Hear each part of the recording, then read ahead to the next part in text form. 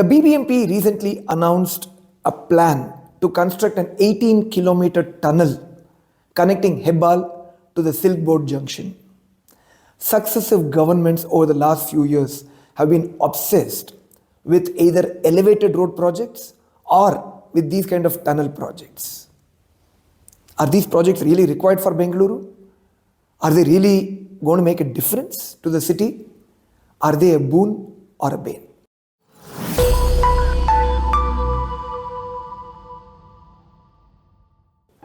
Hello Bengaluru guys, this is Shrikant Narasimhan, founder of Bengaluru Navnirmana Party BNP. I'm going to talk to you over the next few minutes about this topic. So if you're interested in knowing more, continue watching this video. Let me start with what the Parkinson's law states. Work expands to fill the time available. What has this got to do with tunnel projects or the traffic situation in Bengaluru? Well, the Bengaluru version of Parkinson's law, as I would like to put it, is traffic expands to fill the road available.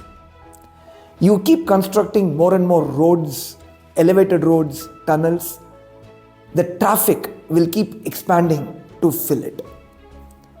Why do I say that? Let's look at Bengaluru over the last many years, let's say over the 20-year period. There are lots of arterial roads that have been constructed, but the traffic situation continues to be the same. Why is that so? Principle number one, if you keep constructing more and more roads, it incentivizes people to keep buying more and more private vehicles, predominantly cars and two-wheelers of course. And what effectively happens is, as you keep expanding the road infrastructure, the number of cars getting onto the roads also keeps increasing proportionately. Net, the traffic situation does not change. Principle number two, flyovers, elevated roads and tunnels do not ease traffic. What they do is they merely change the choke point from one place to another.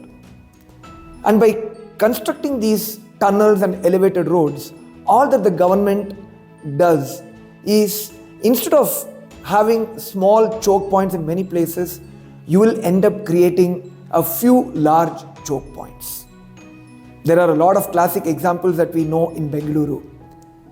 The Hebbal junction is a classic example. Marathahalli bridge, the tin factory junction near KR-Puram. All of these are classic examples of massive choke points that have been created. Why?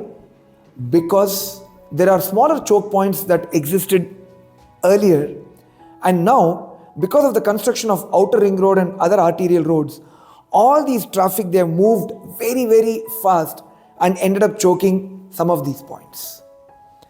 So what is the solution? Do I have anything in mind at all as an alternative? Yes, absolutely. The solution lies in two words, and that's what is called as public transport. What is public transport? Metro is public transport. BMTC buses, public transport. Suburban rail, public transport. Even autos to some extent are public transport, but they are not as public transport as you would think, because public transport effectively means a lot of passengers going together at the same time in the same vehicle. And that can be accomplished predominantly only by either the metro or the suburban rail or the buses.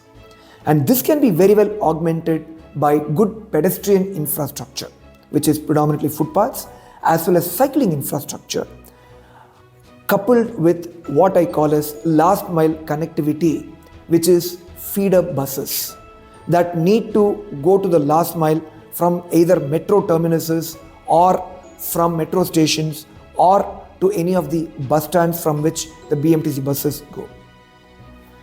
If you look at Bengaluru over the last 30 years, the pace of the public transport projects has been abysmally poor.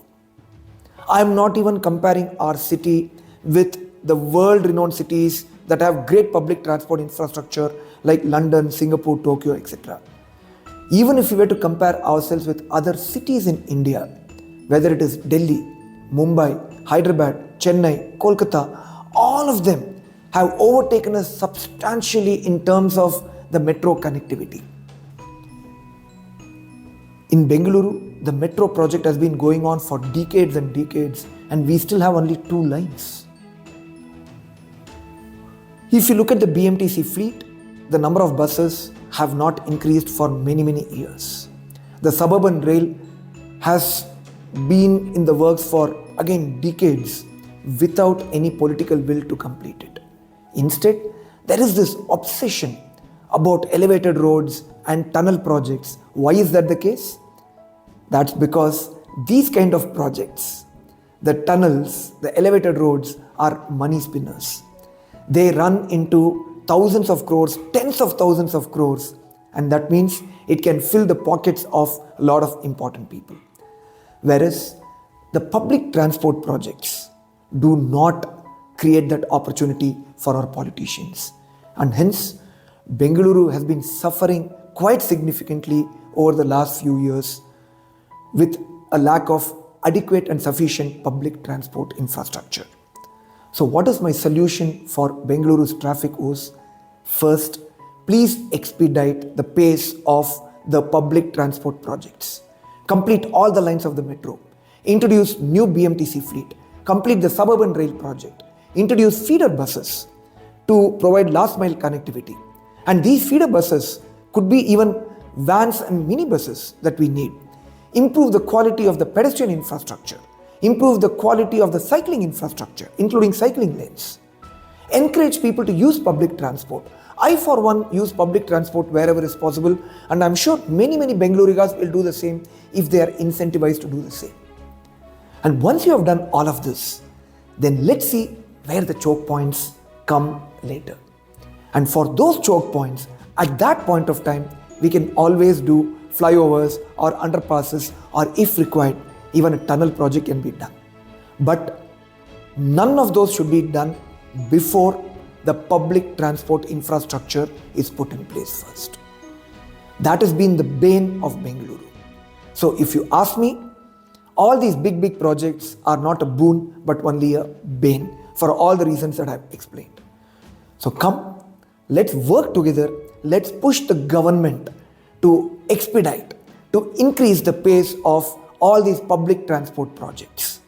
And after that, if the city needs any of these private projects relating to tunnels or elevated roads, by all means, we will support the government at that point of time. I hope this gave you a little bit of a perspective around how we can all work together to improve the worsening traffic situation in Bengaluru. Thank you all for listening to me. Please do not forget to like, share this video, and also subscribe to my channel. And for more such videos, please stay tuned to my channel. Thank you. Have a great week ahead.